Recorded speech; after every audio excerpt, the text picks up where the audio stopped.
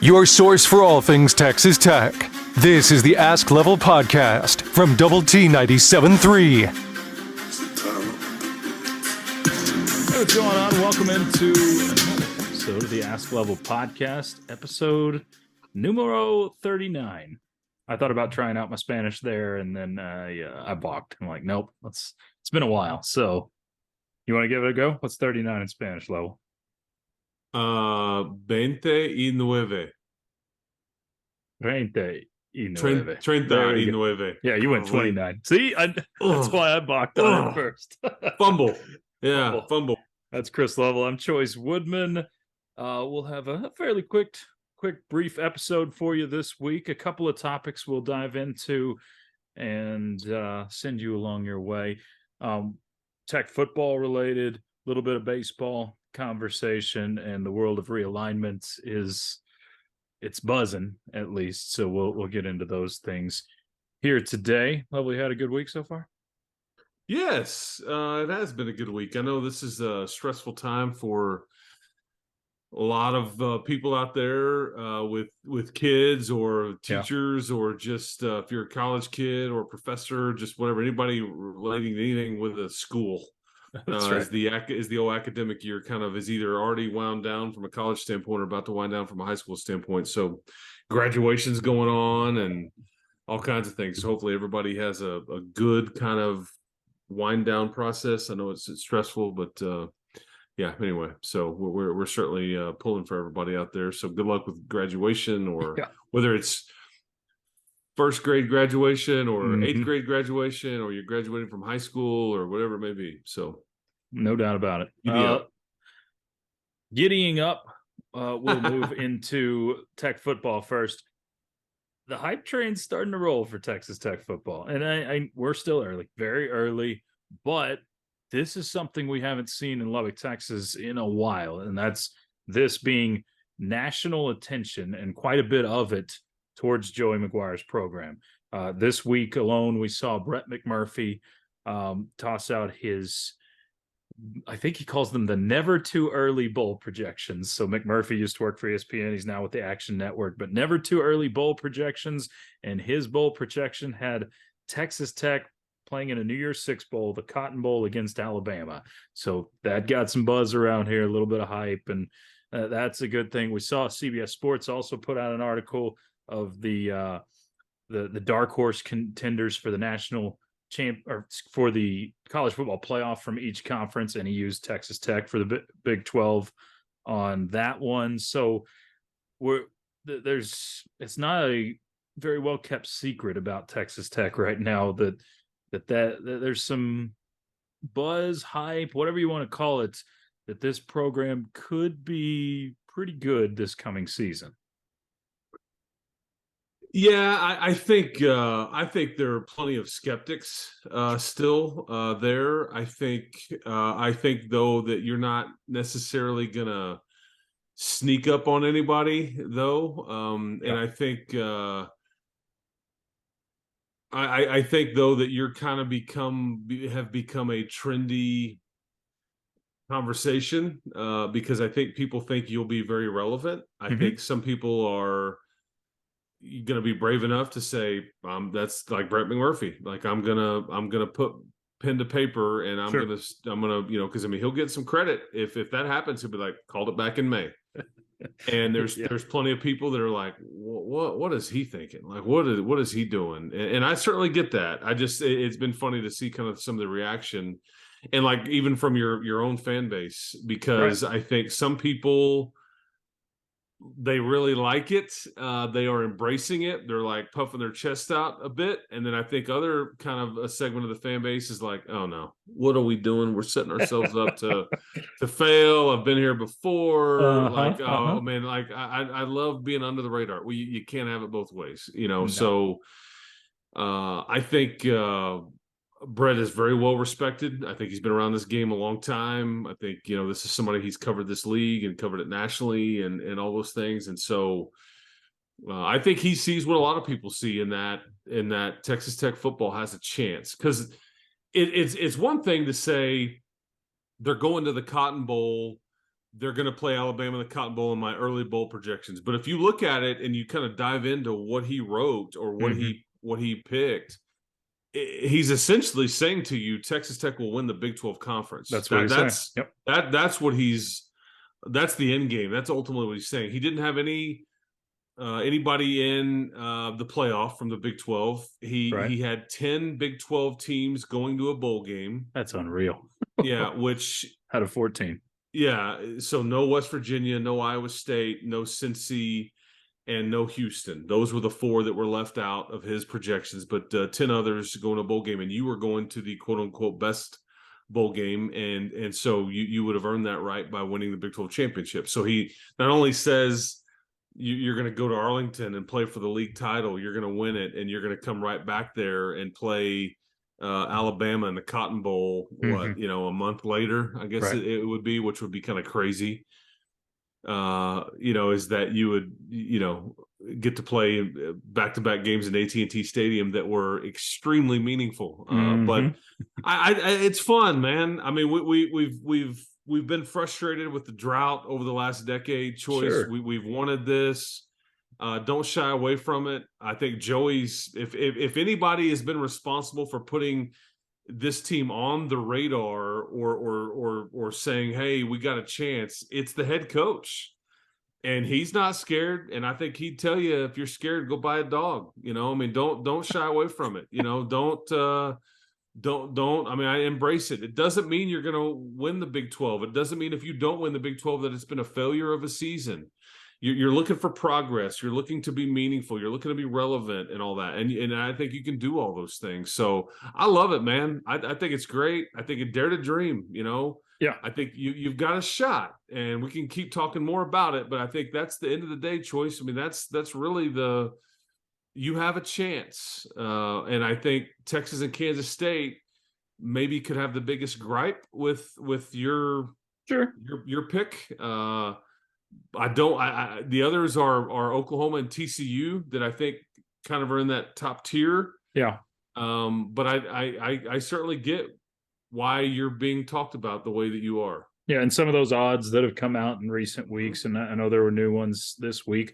Texas Tech has the 4th best odds to win the Big 12 championship this year, and I think Vegas is not in it to please people or anything. They're in it to make money. So they're setting those odds based on what they think it's going to finish at. So, I agree with you. Don't shy away from it, because we've been, it's been a drought for this fan base. We've been thirsting for anything relevant. I mean, this was this past season was the first time you won more games than you lost in Big 12 play since 2009. So it has been way too long. I welcome the hype. I know there's fans that are a little more pessimistic, but I can't imagine Joey McGuire doing anything but welcoming good, positive news about his program, or hype, or whatever you want to call it. But he's a guy that embraces things like that. So, fun stuff. It means little to nothing, but there is some part of it where college football is largely based on perception, right? I mean, and preseason rankings can help you out. Preseason stuff like this can help you out in the long run. If you're a team like Texas Tech, or you're not relying on a helmet sticker that's popular or something, if it came down to it, this is a good thing. It's much better to be ranked in the preseason than not. Yeah, it is, and in some ways it's meaningless, and in other ways it's extremely meaningful. It just depends on your perception of it. But I'd much rather be in these conversations, than not, because, and I get the people that are excited and embracing it, and I also understand I get the skepticism, I get the concern, or like, oh please, we're being jinxed, or all that stuff.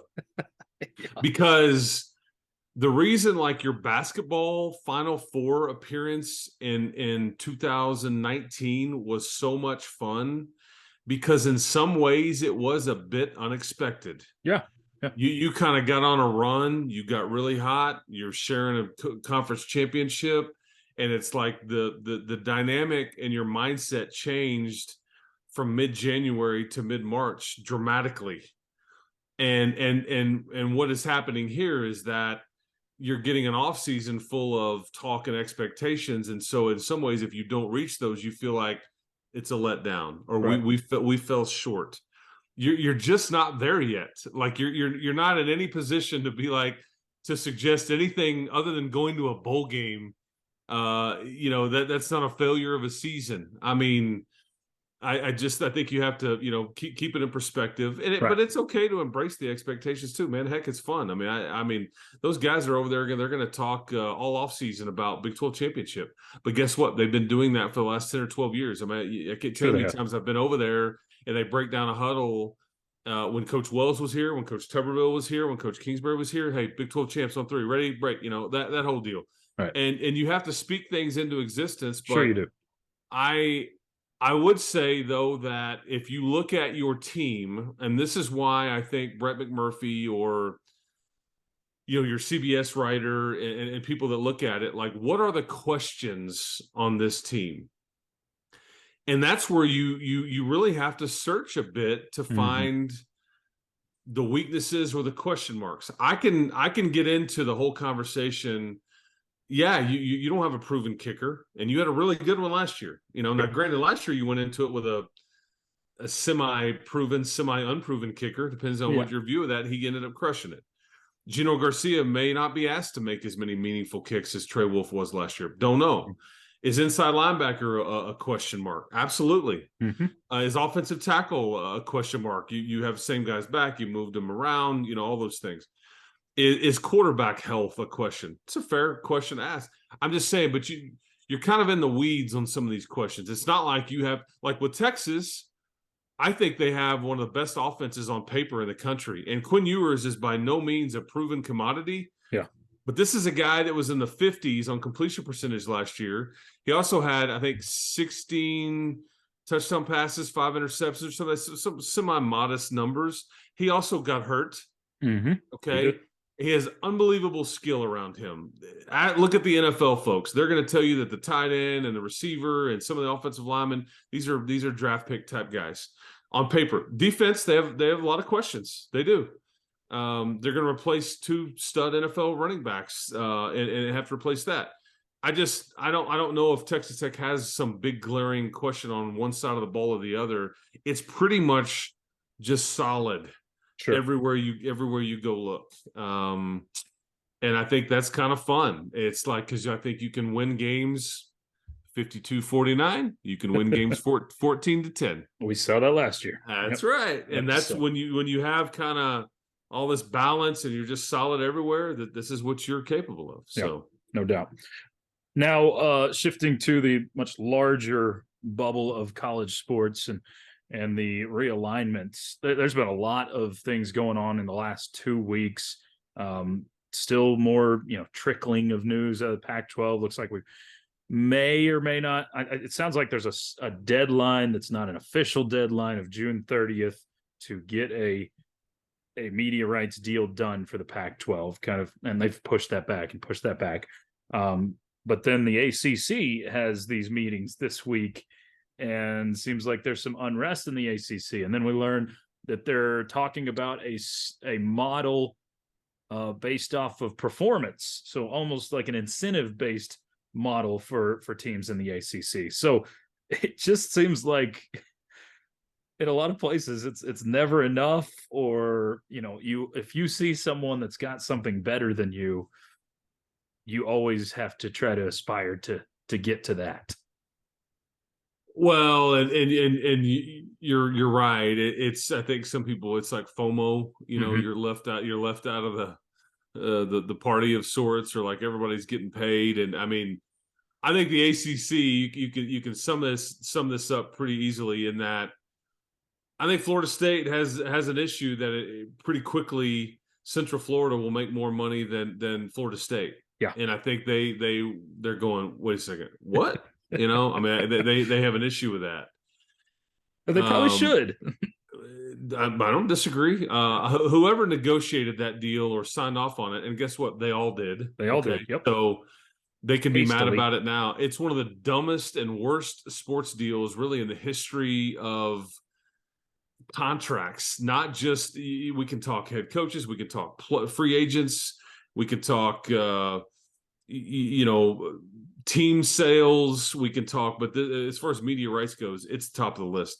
They're pissed off about it, and it doesn't even come up to talk about redoing it for 13 more years. It's crazy. 13. I mean, so that's how bad of an agreement this is, and it also speaks to how ironclad a lot of these like grant of rights, like contracts and agreements are. In that, they like, can we break it? Can we get out of it? I mean, so I think it's kind of fascinating. Everybody could have told you a year ago or 2 years ago this was a terrible deal, and they're going to continue to meet on a yearly basis. They're going to continue to tell you how bad of a deal is. Now they're talking about uneven revenue sharing or incentive-based revenue sharing, based on if we're better, we're going to get more of the piece of the pie. I don't know. It's somewhat fascinating, but they took long-term security. They did At a time where people were really nervous and jumpy, and they wanted to remain relevant, and then they will. It's to a certain extent, but I just think it's kind of funny. And they're not going to break up. I don't buy that the ACC is going to split apart, or that I really don't buy that the Big Ten or the SEC wants any of them either. Even the Florida States and the Clemsons, I don't buy it.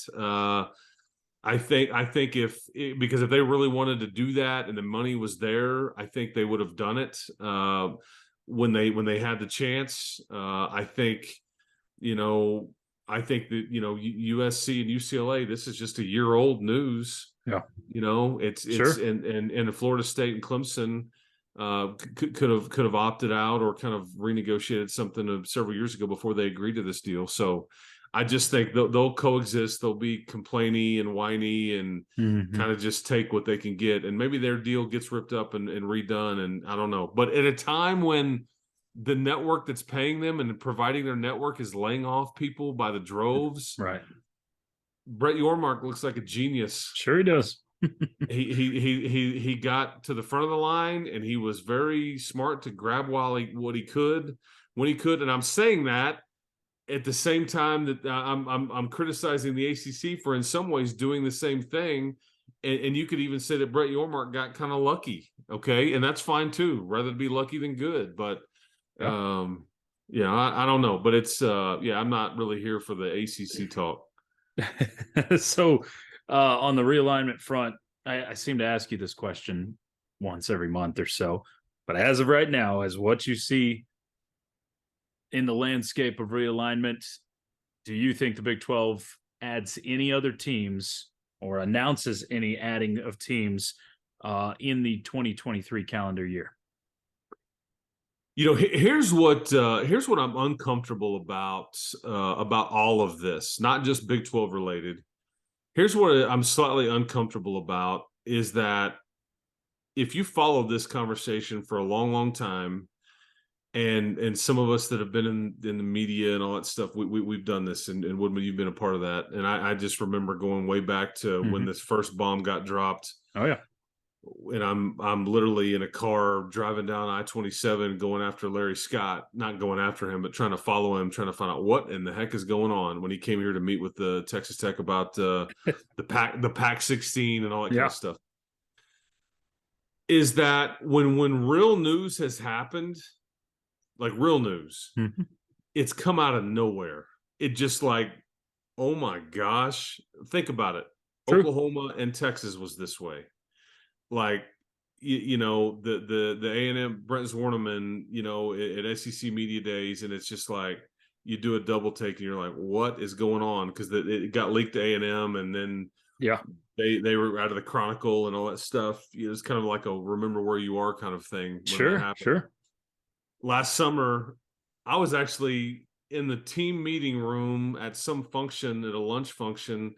I was listening to Joey McGuire speak, and I get the text message, USC and UCLA, deuces, we're out. And you're like, you hadn't heard a word about it. It just like, And in the world where everything gets leaked, that's what's so crazy. It's like everybody whispers something or something comes out before. So when it's crazy that these big pieces of news have been held so tight to the vest, and there's been such well kept secrets. So, and that's why I say yeah, we are hearing a lot of chatter. We're hearing a lot of possibilities. Part of me is inclined not to really believe any of it, because that's not how any of this has worked. true. It's just not. Any meaningful news, it's like very few people have I'm not suggesting that Ross Dellinger's article from this past week, or that Max Olson and Nicole Auerbach and these people for The Athletic and Dennis Dodd and John Wilner and was it Casano, I think, out on West. I mean, they've often they have a readership, whether they're national or regional, that is very interested in everything that they want to say. They want to know tone and context and everything. Sure. I certainly understand that, and they're trying to fill that void. I just don't know at the end of the day if there's a lot of real meaningful information there that is ultimately going to come to fruition. Now, Choice, to answer your question, to circle back, I do think that your commissioner, and he's earned the right for me to believe what he has said, because of he's been very transparent. He's been very, forthright. Hey, we're going to get a media rights deal done. It's going to be sooner than later. You're going to be surprised. You're going to like the numbers. He did it. I forgot some of the other things that he kind of said and promised and all those things. He is interested in expansion. He feels this is the best way to go about it. It appears that the stakeholders and the shareholders and all that are interested in it as well. Again, if it makes sense. That's where the rubber meets the road, though, is like, okay, can we get what we want? Can we expand, but also do it with the people that we want to do it with? And there's probably hey man, we're not taking SMU. We're not taking San Diego State. I know you want to expand. This doesn't make sense. I do think, though, at the end of the day, I don't know if it's 23, but yeah, you're going to add to your league. I don't for 1 minute believe that you're going to stay at 12 members long term. Yeah, I agree with you. Yeah, the gray area, though, is because I think there's options A, B, C, D, E, and maybe it's 4 years from now, maybe it's next week, and maybe it's basketball heavy, maybe it's regional heavy, maybe it's revenue heavy. There's all kinds of different things, because we've been introduced to UConn now as a possibility. It's true, and I think.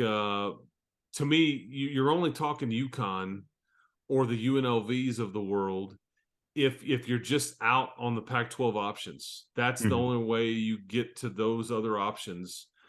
But I bet he's willing to add those as opposed to just nobody. But only he or that group knows that. So TV partners also have a big Sorry for being long-winded, but all good, real fast to wrap up. A big piece of news. Big if you're a baseball fan. NIL Matador Club. This is the third team-wide deal that we've seen at Texas Tech. So really, Texas Tech has kind of been the trailblazers for this. First, or one of the first schools to do this team-wide deal type of thing. And this is pretty big in the baseball world level, because this is a sport that doesn't get full scholarships. You're at 11.7 scholarships for 39 guys on your roster. So I think this is a huge deal and can be really big for recruiting for Tim Tadlock and company. Absolutely. And you'll get another locker room agreement fairly soon. Men's basketball, which was kind of treated separately last year because of some of the big deals that they did. And there was because some of those kids over at basketball got paid extremely well. Crazy others got nothing. Yeah. And I think with all these locker room deals, it's like, hey, we're just going to do this for you. This is a baseline. If you've got something extra or there's interest in you, knock yourself out. Go do it. And we can help facilitate and all those things. But yeah, I credit people like Cody Campbell. I credit people and Mark McDougall and Tim Culp and a lot of your regents and folks that are spending their time and effort and kind of helping organize. We've had we've tried to help the Matador Club on RedRaidersports.com, like, hey, because they want the everyday fan and they want the big donor too. And then they want this to be a fund that is a self-sustaining fund over the years, like long, big picture. And you've handled your football program, got a lot of ink there. And then you did Lady Raiders, and now you've done baseball, but you're going to do men's basketball as well. And I think ideally you'd love to do every program on campus. That's not probably realistic. Sure. A lot more people giving up their Starbucks per month, or how pretty they well, like, hey man, for just 2 cups of coffee, you too can sponsor one of our athletes. Sounds like a that's right. Yeah, like I'm trying to save an animal, yet we're trying. That's exactly what it we're trying sounds to like, NIL a first baseman here. So first baseman. So, but it does help. It does help Coach Tadlock. I think it does create a situation where it gives you a competitive advantage. Sure. Similar to what it does with Joey McGuire. And to me, it helps you with depth as much as anything. It helps you with the fringe players. Like we're kind of trying to fill out a roster. We don't have a lot to offer up, but we can offer this, and like it's kind of like with Joey, it's really helped. Like Reese, what was his name? Reese Burkhart, is that right? The kicker from UAB. Yep. Prime example. I'd be willing to bet you that NIL opportunity, I guarantee you he's probably tapping into that. It probably broke a tie. I can go here, or I can go here and look what's, and it's not a big chunk of change. What are they football was what, 25,000? Yeah. Yeah. I mean, but that works essentially as an extra scholarship. Exactly. That's what I'm saying. And I think that some of those things really, really help, on the fringe or the back end of your roster, to break some ties, to help you get more quality depth, to get more guys in here, and all those things. So I love it. I think you credit a lot of people for being involved with it, trying to do it right.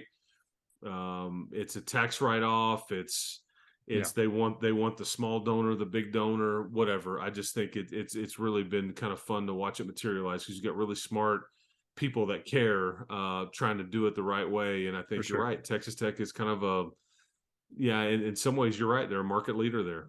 Yeah, big stuff there for sure. Well, that's it for us today. Appreciate you hanging out with me for a little bit. Hey man, enjoyed it. Hope everybody had a good weekend. Hope everybody, if you got graduation stuff coming up this week, or finals or whatever it may be, good luck. Stay sane. For sure. Don't try to cram. A little study. Do a little studying a lot, and you don't have to do all that at the same time and stay up till 3 a.m. sucking on energy drinks or anything like that. So anyway, good luck to everybody out there. But Woodman, enjoyed it, man. Keep hope alive. Wise advice there for sure. We'll do it again soon. For Chris Level, I'm Chois Woodman. This has been the Ask Level podcast, brought to you by Double T 97.3.